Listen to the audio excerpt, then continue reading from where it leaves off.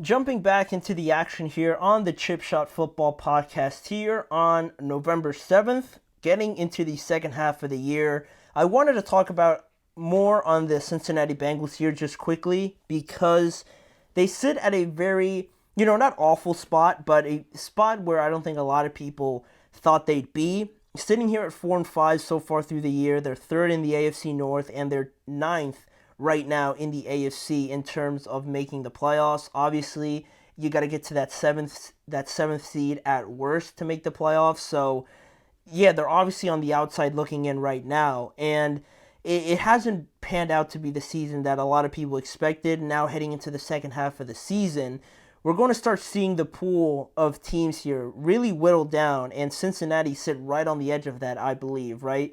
I think anybody below ninth is probably not going to make the playoffs realistically. So they're right there on the edge. They're right on the edge of the cliff of completely falling off and not really looking like they're going to make the playoffs, or fending off the next couple of challenges that they have and staying alive and maybe making a run at this thing. So at this point in the season, looking at how the Bengals have performed so far, they have a +9 point differential, a 3-1 road record, and a 1-4 home record to really, I think, just summarize this weird and just, again, disappointing season that they've had so far. But the biggest note to this team is the level of play from Joe Burrow. We can't imagine where Joe Burrow, or where this Bengals team would be without Joe Burrow, right? If they didn't have him, or if he was injured or something like that, this record could look a lot different and potentially a lot worse based on what Joe has had to deal with. And I don't want to make it sound like Joe is completely perfect, because obviously he would like to do things better and he could play better in some situations, but for the most part, he has certainly been the most consistent and the most just exceptional part of their team without a doubt. He's fifth in the NFL in passing yards, 2,244. He's fifth in completion percentage, completing 70% of his passes through the first 9 games here. He's tied for second in passing touchdowns with 20. He only has 4 interceptions, and he's second to Lamar Jackson so far in QBR with a 76.3. He's having an MVP level season. He's certainly in those conversations. And but talking about MVP here just for a second, the team success, whether you like it or not, is a part of the conversation. And if this Bengals team, was leading the AFC North, if they obviously had a better record, he would really be pushing Lamar or Josh Allen for any of those three winning the MVP. But because they're not, because they are 4-5 and they've had some pretty disappointing results, Joe gets knocked down a little bit, a couple pegs in the MVP voting. So that's where that stands. But the team doesn't look great overall as a team. They certainly have a lot of room to improve, and it starts with the beginning of the year and their slumps, right? I could never understand where the lackluster attitude around the Bengals in September or just to start the year, right? It feels like people approach it like, oh, well, the Bengals are just bad at the beginning of the season. That's just who they are. That's just what they do. They'll be all right. But, good teams, while that may be the case in some situations, while that may be a case for a season here, a season over here, a couple years down the road, to happen for a consecutive number of years, for as nonchalant as some people take it, that is a problem that just doesn't really sit well with me. For people to just, kind of skim over it and not, this team is good enough to win games. They have a great top 5, top 3 quarterback, an all-world receiver, a number 1 receiver in T. Higgins as well.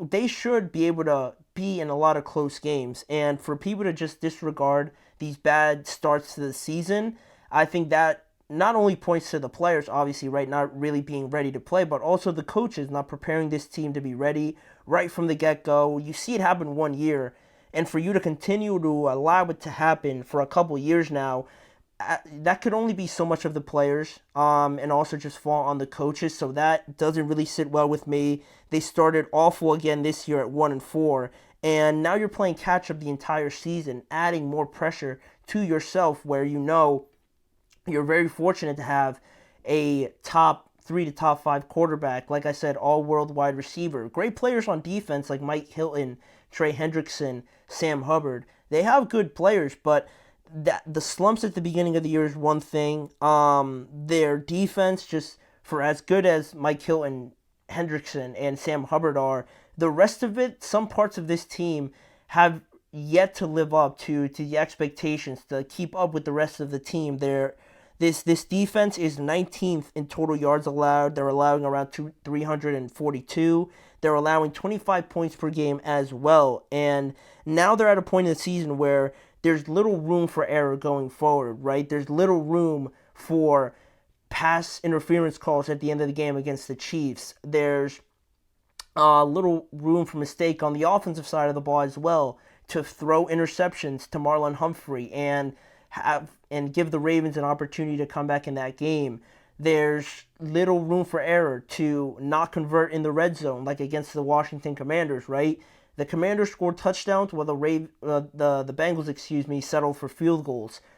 All those things, there's no more room for that, in large part because of their own faults, because you win the early parts of the game, you win early in the season, so if you do have some of these mistakes going forward, it doesn't hurt as much because you've already won some games. You're not chasing the season. Because they always start chasing the season, it puts more emphasis. There's less room for mistakes like these, where it almost feels like they have to be perfect, where everybody has to be playing at an exceptional level, and that's hard to do in the NFL for the majority of the season, that is. But now they're at a critical point in the year where they're playing Baltimore tonight.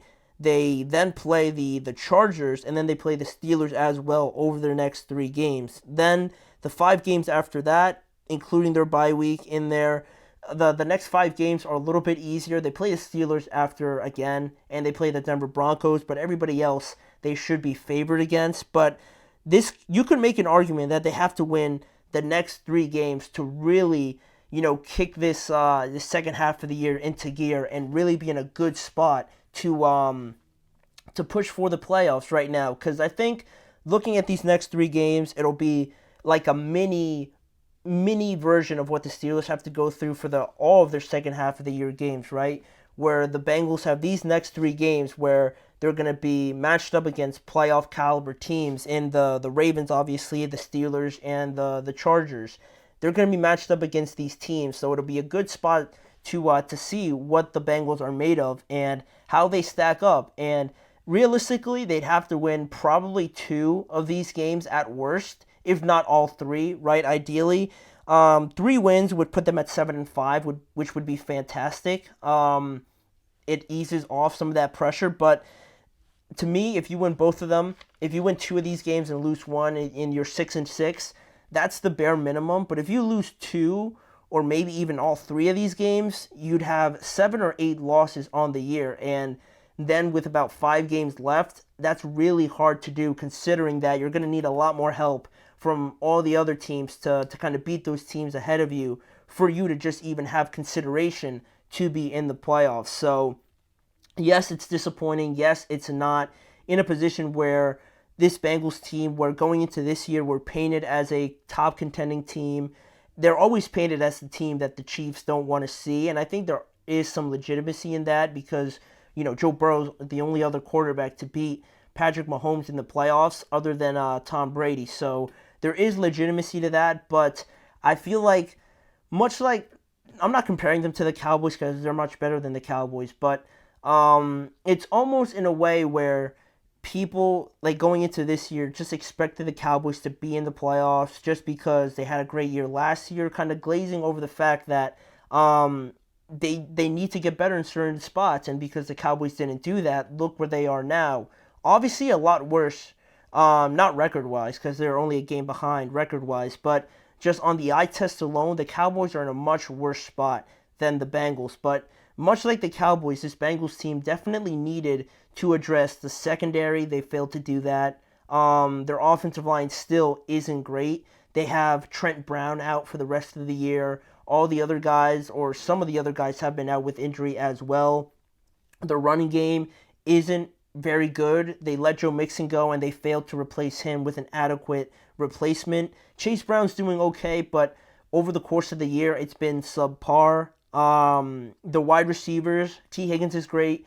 Jamar Chase is obviously fantastic, but still they needed more, and I think they failed to address that as well. So overall, who does the blame go to? Like the question says, I think, like percentage wise, I would probably say like 40% on the players, but really it's mostly on the organization for me.